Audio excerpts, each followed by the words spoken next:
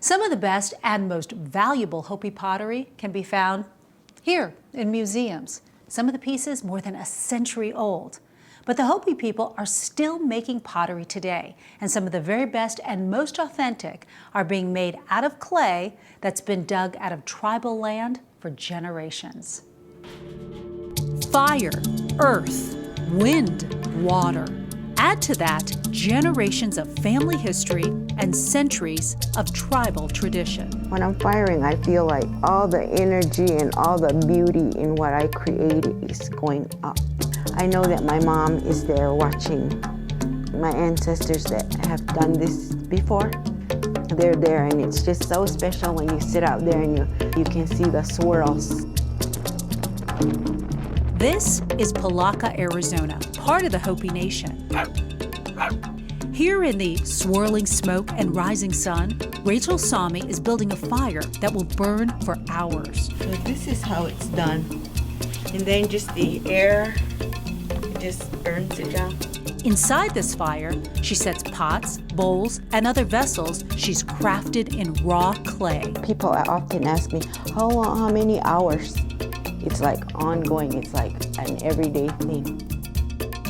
Now I have them at different stages, painting, sanding, polishing, mixing the clay. So there's always a part of that work that I do. It begins with this, gray and yellow clays she's gathered from special places on the reservation. It's like a piece of family. I remember it being, touching it with my mother.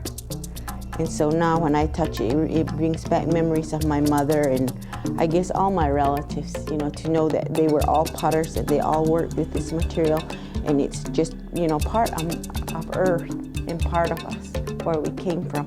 Even the colors she applies to this pottery come from the earth or the plants that grow on it. The bee plant, the wild bee plant, it's called asa in Hopi.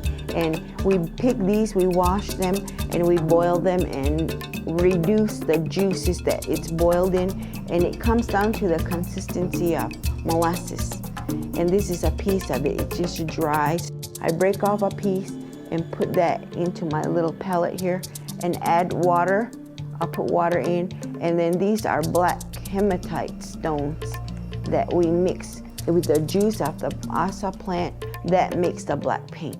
These remarkable designs are not mapped out from drawings or blueprints. When I start creating pottery like this or building a pot, it'll usually go, what direction it wants to go. I just let it go.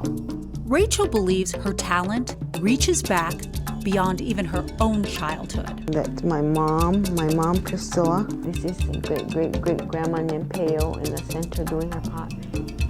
They're the people that I got this ability from, and I'm very thankful and blessed to carry on the work. And Wind and Fire have done their part of the work. This is an eagle tail design, an Nempeo eagle tail with a beak and then the tail.